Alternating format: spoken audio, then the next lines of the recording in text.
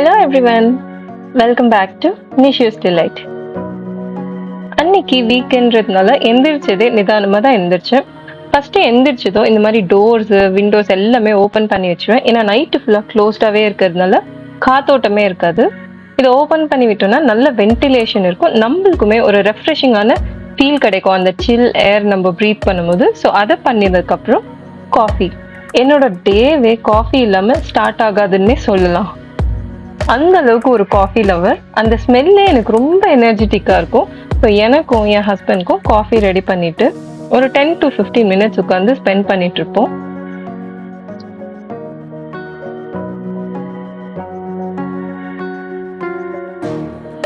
Coffee குடிச்சு முடிக்கிறதுக்குள்ள இவங்களும் வந்துட்டாங்க. இவங்களும் ஒரு 10 to 15 மினிட்ஸ் ஒன்னா ஸ்பெண்ட் பண்ணுவாங்க. தூங்கி எந்திரிச்சதும் உடனே ஹரியப் பண்ணாமல் கொஞ்சம் ரிலாக்ஸ்டாகவே இருக்கும் வீக்கெண்ட்றதுனால. இவங்க ப்ரஷ் பண்ணிட்டு வர்றதுக்குள்ள என்னோட இந்த வாஷிங் மிஷின் லோட் பண்ணுற வேலை இதெல்லாத்தையும் நான் ஃபினிஷ் பண்ணிடுவேன். ஏன்னா நான் குக்கிங் பண்ணுறதுக்கும் இந்த வாஷிங் மிஷின்லாம் முடியறதுக்கு எனக்கு டைம் கரெக்டாக இருக்கும்.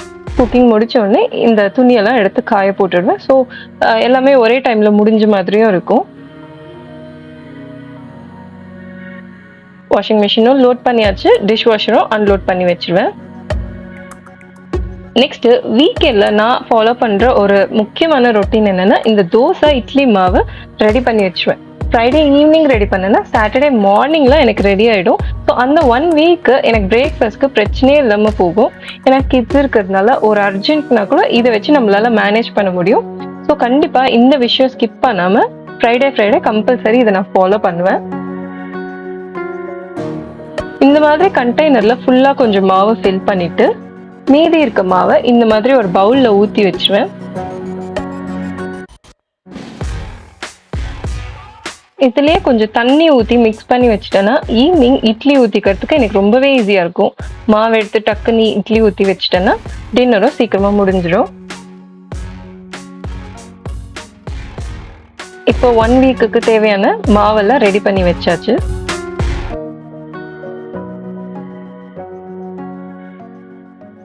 அன்னைக்கு பிரேக்ஃபாஸ்ட் தான் டைரெக்டாக கொடுக்கலான்னு இருந்தேன். ஏன்னா ராகி கஞ்சி எப்பவுமே கொடுக்கறது, ஆனால் அதை ஸ்கிப் பண்ணிட்டு சாட்டர்டேங்கிறதுனால கொஞ்சம் நல்லா சாப்பிடலாம் அப்படின்ட்டு வெஜிடபிள்ஸ் ஸ்டிர் ஃப்ரை மாதிரி பண்ணி கொடுக்கலான்னு இருந்தேன். அதுக்கு நான் கொஞ்சம் ப்ரோக்கலி எடுத்துக்கிட்டேன். ப்ரோக்கலியை சின்ன சின்ன ஃப்ளாரட்ஸாக கட் பண்ணி வச்சுக்கிட்டு கொஞ்சமாக ஆனியன்ஸ் அதையும் பொடிசாக கட் பண்ணி வச்சுக்கிட்டேன். கொஞ்சமாக பூண்டு இது எல்லாத்தையும் பொடிசாக கட் பண்ணி வச்சுக்கிட்டேன்.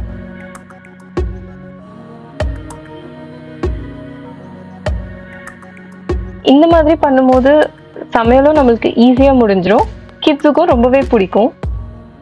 இந்த இட்லி சட்னி அது மாதிரிலாம் நம்ம செஞ்சோன்னா கொஞ்சம் அவங்கள சாப்பிடவே இருக்கிறது ரொம்ப கஷ்டமாகவே இருக்கும்.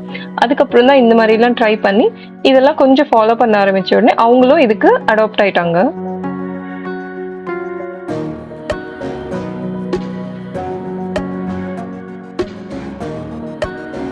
ஃபுட்டில் மட்டும் எப்போவுமே கிட்ஸுக்கு என்ன பிடிக்குதோ அதை தான் நான் ஃபஸ்ட்டு ப்ரிஃபர் பண்ணுவேன். இப்போ பிரேக்ஃபாஸ்ட்க்கு ரெடி பண்ண கையோட மதியானம் லஞ்சுக்கும் நான் வெஜிடபிள்ஸை கட் பண்ணி வச்சுட்டேன். அன்றைக்கி பார்த்தீங்கன்னா கேரட் பீன்ஸ் பொரியல் பண்ணிக்கிறதுக்கு கேரட்ஸை பெருசாக கட் பண்ணிக்கிட்டேன். ஏன்னா அதுக்கப்புறம் சாப்பரில் போட்டோன்னா எனக்கு கொஞ்சம் சின்ன சின்ன பீசஸாக கட் ஆகிடும். நெக்ஸ்ட்டு பீன்ஸை மீடியம் சைஸில் அதையும் கட் பண்ணி வச்சுக்கிட்டேன்.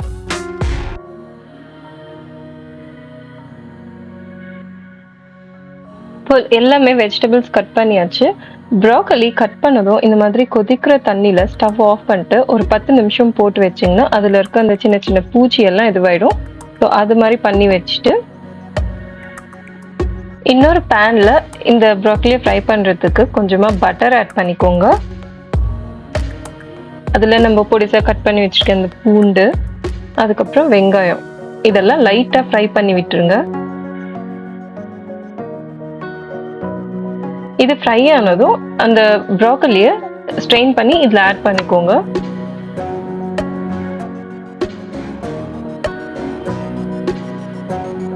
இதில் கொஞ்சமாக சால்ட் ஆட் பண்ணிவிட்டு கொஞ்சம் வதக்கி விட்டுட்டு மூடி விட்டு ஒரு 10 நிமிஷம் கழித்து எடுத்தோன்னா ப்ரோக்கலி நல்லா வெந்துடும், சாஃப்ட் ஆகிடும்.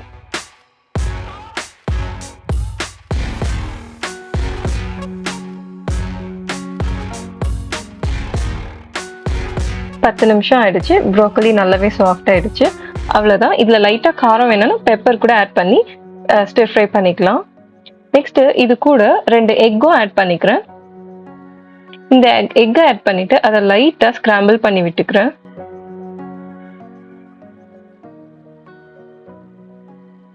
இந்த மாதிரி கலர்ஃபுல்லாக கொடுக்கும்போது கிட்ஸுக்கும் ரொம்பவே பிடிக்கும், ரொம்பவே ஹெல்த்தியும் கூட. இதில் கூட கொஞ்சம் சப்பாத்தியும் பண்ணிக்கிறேன், ஏன்னா அவங்களுக்கு கார்ப்ஸும் கொஞ்சம் கொடுக்குற மாதிரி இருக்கும். வெறும் வெஜிடபிள்ஸ் அது மட்டுமே இல்லாமல் சப்பாத்தி இல்லைன்னா ரைஸ், ஆனால் காலையில் ரைஸ் எடுத்துக்க முடியாது, அதனால சப்பாத்தி ப்ரிஃபர் பண்ணிக்கிறேன்.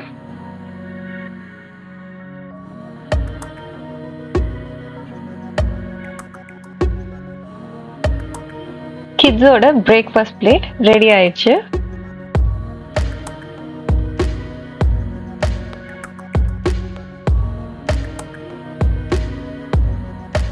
இந்த மாதிரி ஃபுட்ஸ் கொடுக்கும்போது அவங்களுக்குமே ரொம்ப என்ஜாய் பண்ணி சாப்பிடுவாங்க, பிடிச்சி சாப்பிடுவாங்க,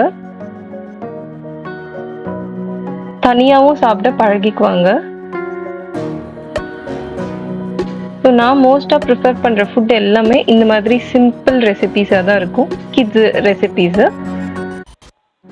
அடுத்தது லஞ்சுக்கு பார்த்தீங்கன்னா சாம்பார் பண்ணலான்ட்டு ஃபஸ்ட்டே பருப்பு நல்லா ஊற வச்சு வாஷ் பண்ணிவிட்டு ரெடி பண்ணி வச்சிட்டோன்னா நம்மளுக்கு சாம்பார் பண்ணுறது ஈஸியாக இருக்கும். பருப்பு நல்லா வாஷ் பண்ணிட்டு அதில் கொஞ்சமாக தக்காளி, உப்பு, அதுக்கப்புறம் புளி, அது கொஞ்சமாக மஞ்சத்தூள், அதுக்கப்புறம் பெருங்காயம் இதெல்லாம் போட்டு தேவையான அளவு தண்ணி ஊற்றிட்டு நல்லா வேக வச்சு எடுத்துக்குவேன். டைம் இருக்கும்போது புளி கரைச்சி ஊற்றிக்குவேன், அப்படி இல்லை டைம் இல்லைன்னா அப்படியே சேர்த்து போட்டு எடுத்துருவேன். நெக்ஸ்ட்டு இதில் கொஞ்சமாக பூண்டு சேர்த்துட்டு நல்லா ஒரு 5 விசில் விட்டு எடுத்தோன்னா பருப்பும் நல்லா ஸ்மாஷ் ஆகி வெந்துடும். இது கூடவே ரைஸும் நல்லா க்ளீன் பண்ணி வாஷ் பண்ணி வச்சுட்டேன்னா ஈஸியாக முடிஞ்சிடும். முடிஞ்ச அளவுக்கு எல்லாமே ஒரே டைம்லேயே நான் பண்ணிட பார்ப்பேன். ஸோ ஒரு சைடு ரைஸும் வச்சுட்டேன், ஒரு சைடு பருப்புக்கும் வச்சுட்டேன், இன்னொரு சைடு பொரியலும் ரெடி பண்ணிடுவேன். ஃபஸ்ட்டு கேரட் பீன்ஸ் பொரியல் பண்ணலான்ட்டு கொஞ்சமாக எண்ணெய் ஊற்றிட்டு அதில் கடுகு, உடைச்ச உளுந்து, அதுக்கப்புறம் வெங்காயம், தட்டி போட்டு பூண்டு இதெல்லாம் போட்டுட்டு கட் பண்ணி வச்சுக்க கேரட் பீன்ஸும் போட்டு நல்லா வதக்கிடுங்க. கொஞ்சமாக தண்ணி விட்டு இதை மூடி வச்சிட்டோன்னா நல்லா வெந்துடும். இந்த டைமில் லாஸ்ட்டில் இதில் கொஞ்சமாக இந்த மாதிரி தேங்காய் கிரேட் பண்ணி போட்டோன்னா சூப்பராக கேரட் பீன்ஸ் பொரியல் ரெடி ஆகிடும்.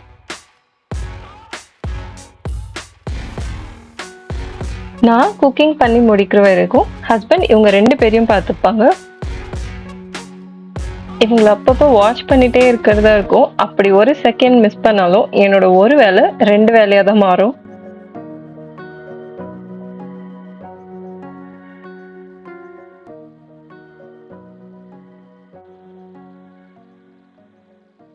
ரைஸ் நல்லா வெந்துருச்சு. இப்போ ரைஸையும் வடித்து வச்சாச்சு.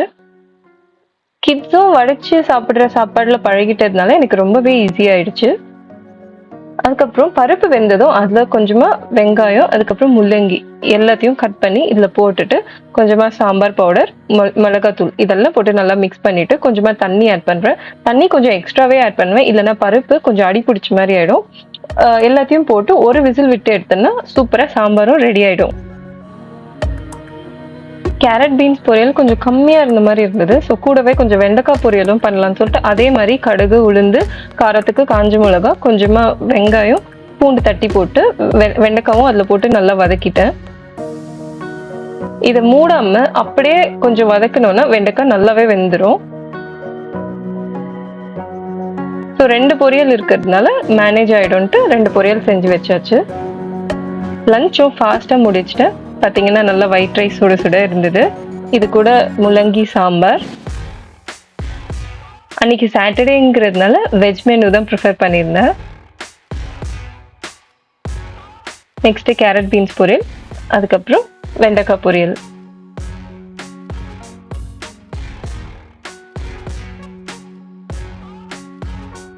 லஞ்ச் எல்லாம் முடிச்சுட்டு இவங்களுக்கும் அவங்கவுங்க பிளேட்டில் வச்சு உட்கார வச்சாச்சு லஞ்சுக்கு. ஃபஸ்ட்டு கொஞ்சம் ப்ளே பண்ணிட்டு இருப்பாங்க, அதுக்கப்புறம் தான் சாப்பிட ஆரம்பிப்பாங்க.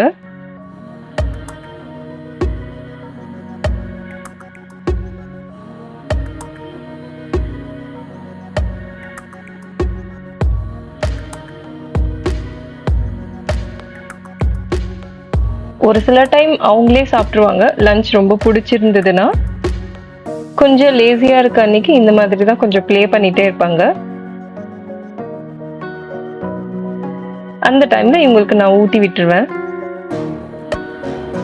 So Saturday morning to afternoon routine இந்த மாதிரி தான் இருந்தது. வீக்கெண்டும் நல்லாவே போச்சுன்னே சொல்லலாம். உங்களுக்கு இந்த வீடியோ பிடிச்சிருக்கும்னு நம்புறேன். மறுபடியும் வேற ஒரு வீடியோல உங்க எல்லாரையும் மீட் பண்றேன். Until then, bye from Nishu's Delight.